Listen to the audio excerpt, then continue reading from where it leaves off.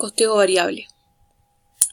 Tenemos distintos modelos de costeo. Tenemos el modelo de costeo completo, el modelo de costeo integral y el modelo de costeo variable.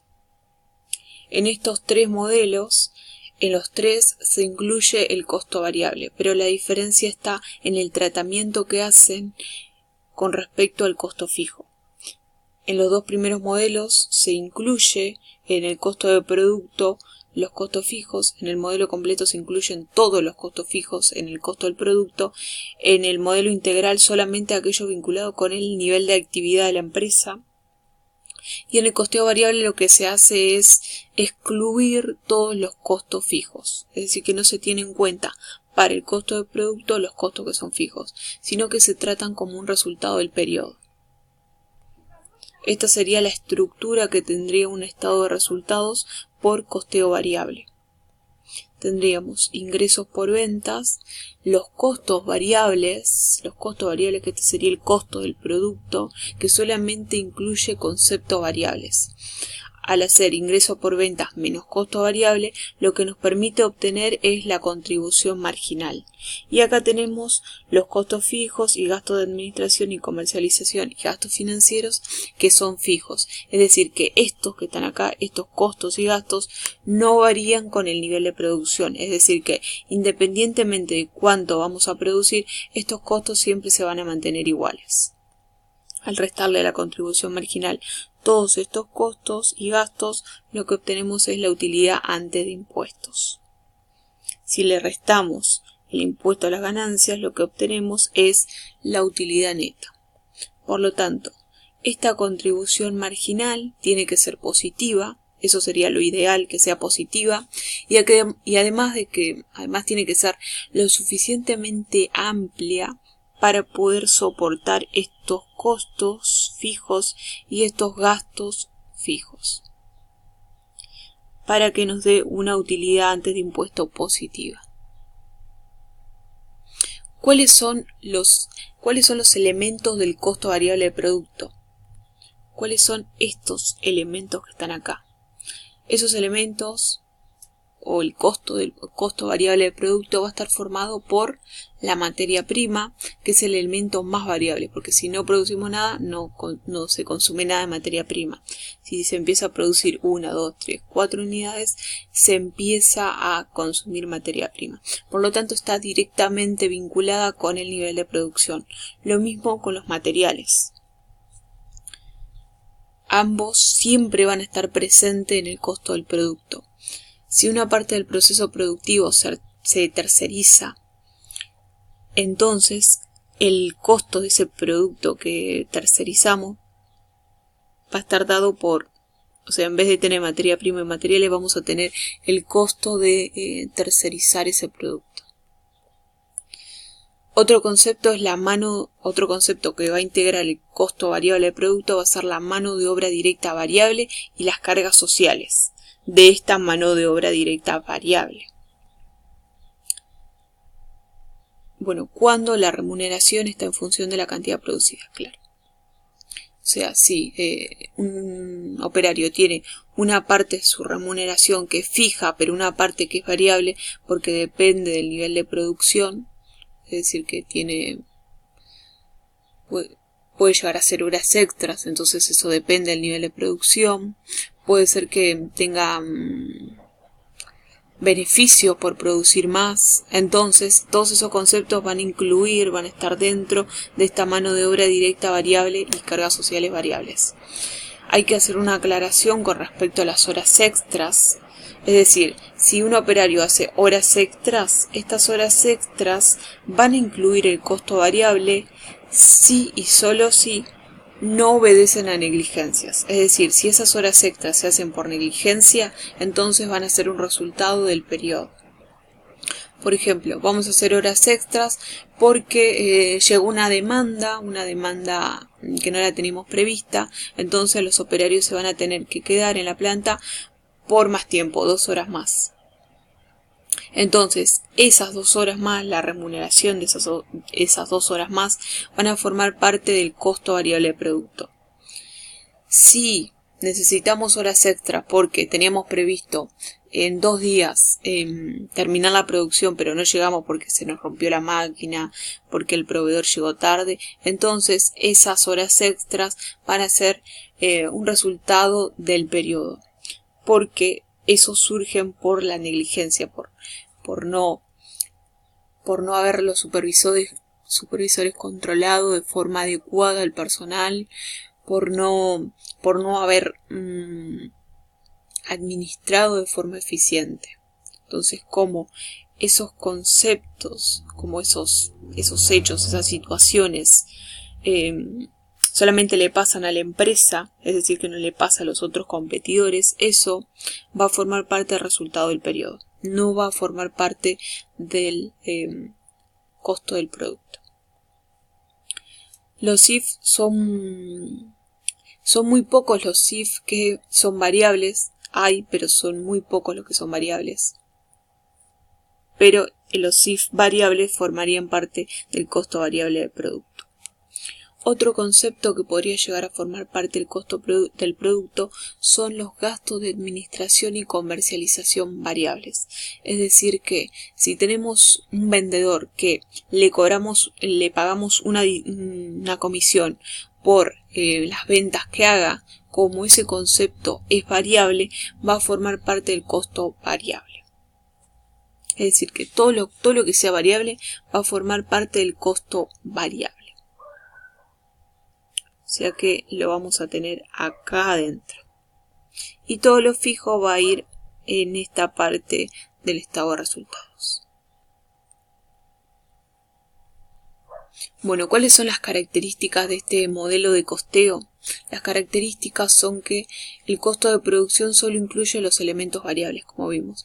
Todo lo que sea variable va a formar parte del costo del producto variable.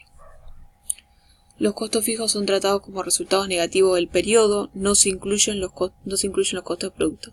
Como vimos, todo lo que sea fijo no va a formar parte del costo del producto, sino que va a ser un resultado del periodo. Los costos variables están acá. Todos los conceptos variables están acá. Surgió para tomar decisiones, los costos fijos permanecen estables. Lo que va a determinar la decisión van a ser los costos variables porque cambian con el nivel de producción. Es decir que, para tomar una decisión, los costos fijos como van a permanecer estables, como no van a variar con el nivel de producción, no son un aspecto relevante para la decisión. Lo que sí va a ser relevante, lo que sí va a ser importante son los costos variables, porque en función del nivel de producción que decidamos realizar, van a variar. Entonces es un aspecto importante todos los conceptos variables para la decisión.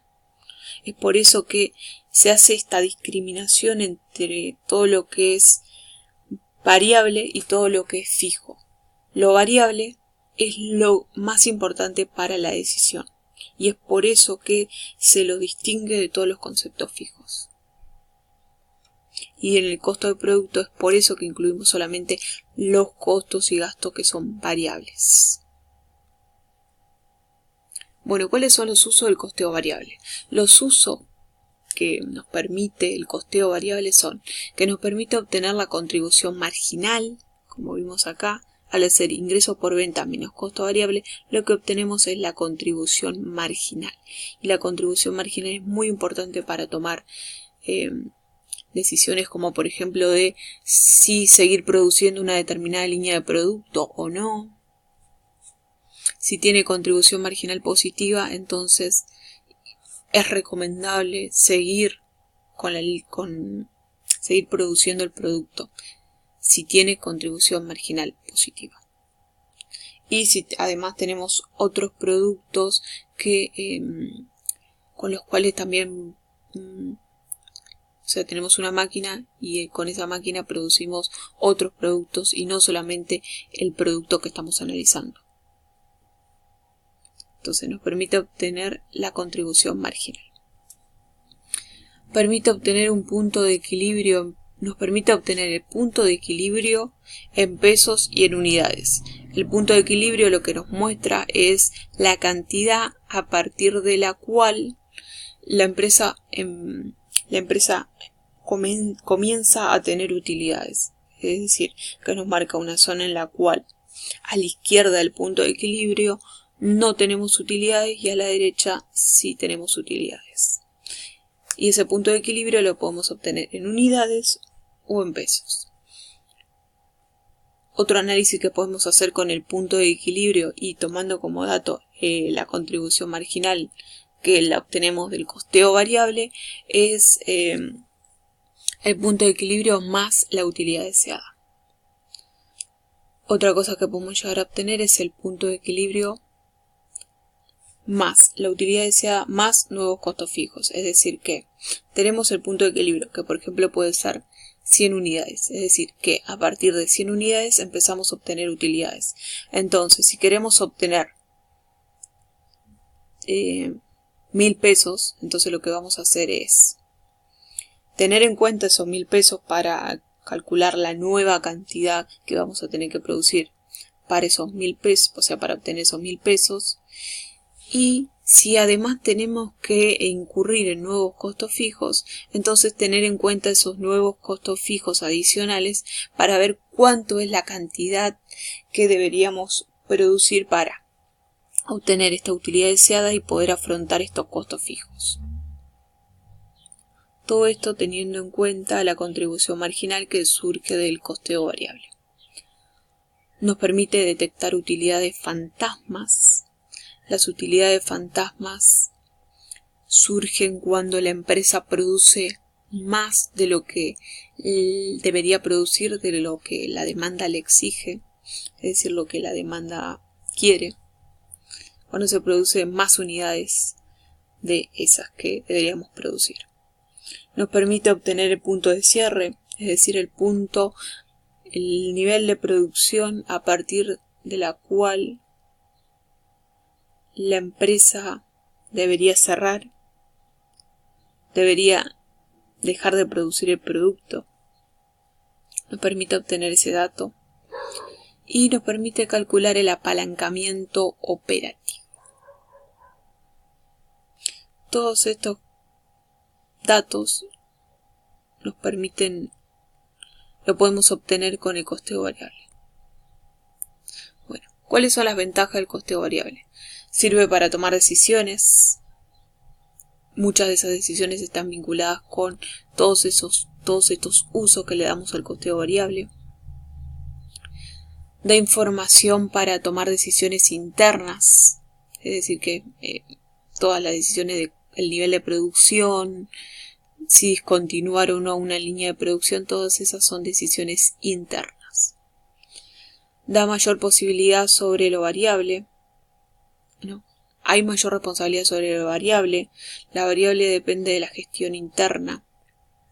Bien, claro. Entonces, como nos enfocamos más a lo que es todos los costos y gastos variables, entonces eso, al no ser fijo, es decir, al hacer esta discriminación entre los fijos, que no depende de la gestión, porque puede venir de gestiones anteriores, pero ahora enfocarnos en lo que es todos los conceptos variables, entonces eso sí depende de la gestión actual. Entonces, como depende de la gestión actual, lo podemos asignar como responsabilidad de la gestión actual. Es decir que no hay forma de que la gestión actual se desligue o diga que esos costos o gastos no son de esa gestión, porque tienen una relación directa.